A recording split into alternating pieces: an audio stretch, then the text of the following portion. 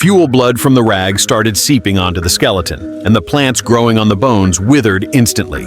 Jack, who was treating his wound, heard something weird.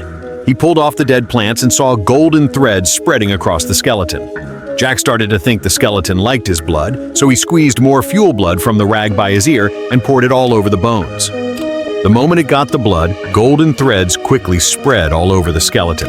In places Jack couldn't even see, a heart-like orb started to flicker. Jack used up the last of his fuel blood, feeding it to the skeleton, dripping it all over. By now, the skeleton had turned completely gold, and something weird was even growing on its face. Jack carefully tried to peel it off, wanting to help the skeleton get it off. Suddenly, a light flashed across its face, and that dim orb was now glowing bright. Jack heard what sounded like breathing, and he decided he needed to find more fuel blood.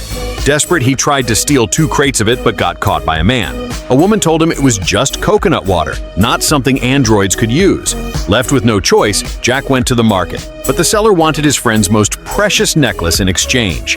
Jack was about to walk away, but the woman taunted him, saying if he could beat Billy, she'd give him the fuel blood.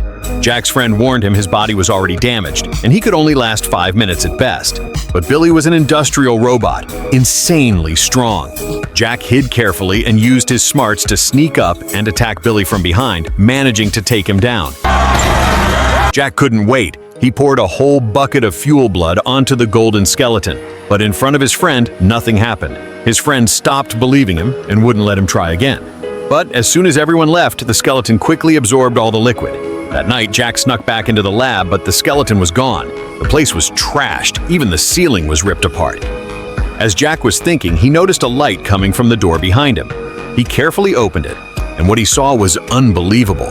He passed out, and when he woke up, the skeleton was right in front of him. She had already turned into a human, but she wasn't moving, just making these strange noises.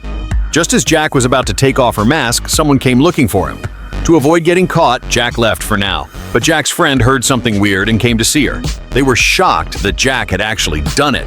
Xiaohuan walked up to her, but then saw the image of a baby embryo flashing on the screen. She touched her belly, freaked out, and backed away.